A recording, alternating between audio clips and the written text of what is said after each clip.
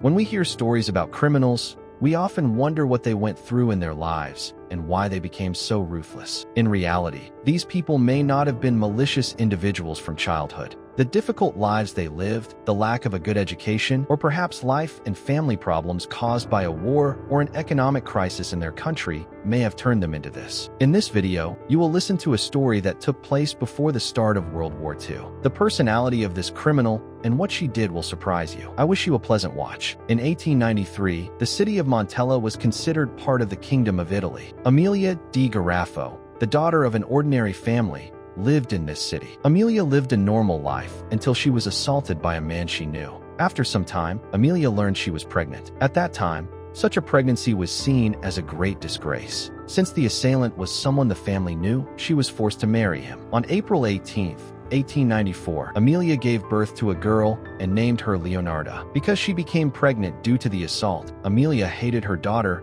and treated her poorly. The relationship between mother and daughter was not good. Consequently, the child was raised in very poor conditions and away from affection. Because of this life, her daughter Leonarda attempted suicide twice. As a young girl, Leonarda was arrested by the police twice. One of the reasons for her arrest was theft, and the other was stabbing a woman during a fight. Amelia's family lived a life of poverty. She eventually divorced her husband and married a second time. Due to this second marriage, the family's financial situation was very bad. To solve the financial problems, she planned to marry her daughter Leonarda to a wealthy man. However, the daughter defied her mother and instead married a much older man named Raphael Pansardi, who worked at the registry office. Because Leonarda disobeyed her and married an old man of her own choice instead of a wealthy one, her mother Amelia literally cursed her. Following all these events, Leonarda became paranoid. She constantly felt that her life would go poorly because of her mother's curse. Therefore, she went to a fortune teller. The fortune teller told her she could give birth to children, but that every child would die at a young age. Refusing to believe the fortune teller,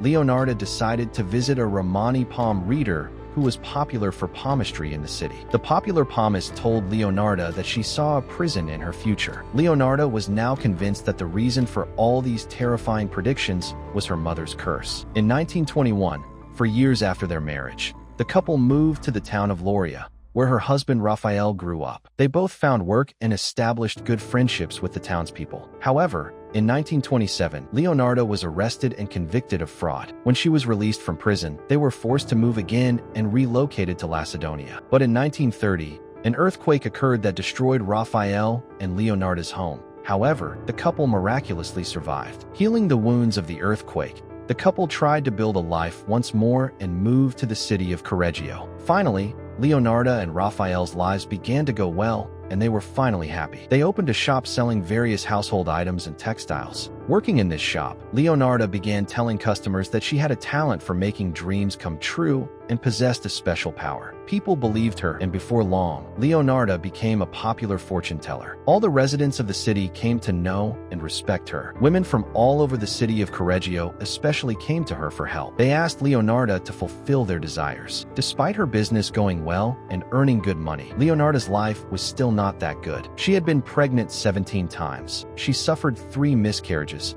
and 10 of her children died of various diseases while still at young ages. Although infant mortality rates were high worldwide at the beginning of the 20th century, Leonarda still believed her children died because of her mother's curse. Only 4 of Leonarda's children survived. For this reason, she cherished them and protected them in the best way possible. Leonarda loved each of her 4 children, but she loved her eldest son, Giuseppe, more than the others. In 1939, Giuseppe announced he would join the Italian army due to the outbreak of World War II. This news shocked Leonarda. She was terrified of losing her favorite child. Leonarda was so angry that she decided to commit a horrific crime to save her son. She was going to sacrifice a human. She believed that if she took the lives of others, the curse would not work and her son would not die in the war. From that moment on, the mad woman would truly begin to do ruthless things. The crimes Leonarda planned began when a 73-year-old lonely woman named Faustina Setti came to her. Faustina asked Leonarda for help in finding a husband. Leonarda told Faustina she had found a husband living in another city. Faustina paid 30,000 Italian lire for the services she received from Leonarda. A happy Faustina began writing letters to her future husband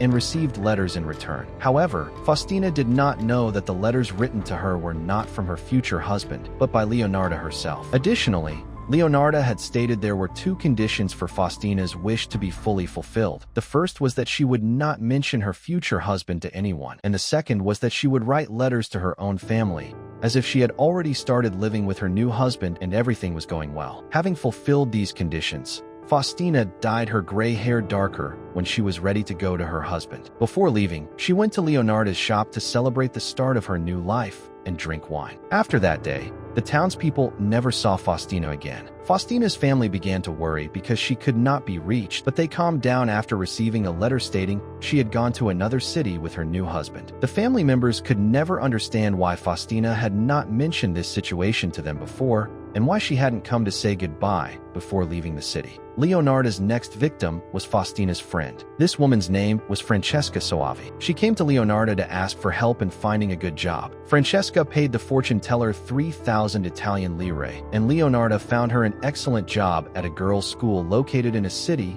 in northern Italy. However, she asked her to fulfill these conditions. She would not tell anyone about her new job and would not write letters to her family. On September 5th, 1940, Francesca was supposed to go to a new city and start her new job, but she stopped by Leonarda's one last time before leaving. After this last visit, no one knew what happened to Francesca either. After a while following these events, the townspeople noticed a bad smell coming from Leonarda's shop. However, no one thought anything bad about this old woman because everyone saw Leonarda as a very good lady. Despite the bad smells coming from the shop, a new customer named Virginia Cassiopo came to Leonarda's shop. Virginia also wanted to find a good job like the previous victim. This woman was a former opera singer who had worked in the famous Italian opera house, but now she was unemployed and running out of money. Leonarda, knowing this poor woman's difficult situation, asked for a large sum of money, namely 50,000 Italian lire. Believing Leonarda, Virginia gave her last money and even many of her jewels to her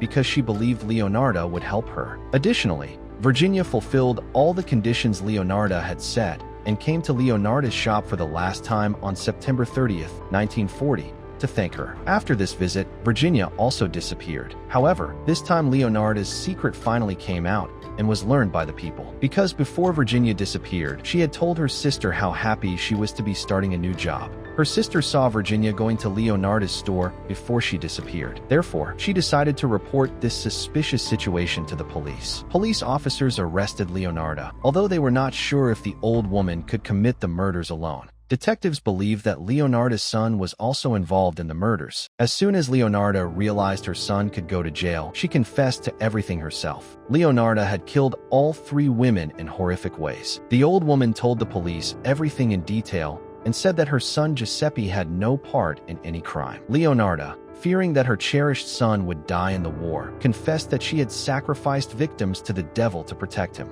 For her first victim, Faustina, Leonarda gave her a glass of wine containing drugs when she came to visit. When Faustina lost consciousness, Leonarda hit her with an axe and hid her body in a closet. When night came, Leonarda dismembered the woman's body and emptied all her blood into a basin. During the trial, Leonarda told the prosecutor everything in detail and said she was proud of what she had done. In her testimony at the trial, she explained everything in the most detailed way, using these expressions. I threw the pieces of the body into a large pot and added 7 kilograms of caustic soda. I stirred the body parts until they completely dissolved to make soap. To make dough from them, I dried their blood in the oven. If you add margarine to such a dough, you get better tasting desserts. I made many crunchy cakes and gave them to the customers in the shop. Additionally, Leonarda stated that she made cakes from the body parts of Francesca. She boiled the parts obtained from Virginia's body for soap and added perfume to get a pleasant scent. Leonarda also confessed in court that she distributed the soaps she produced to her neighbors and acquaintances for free.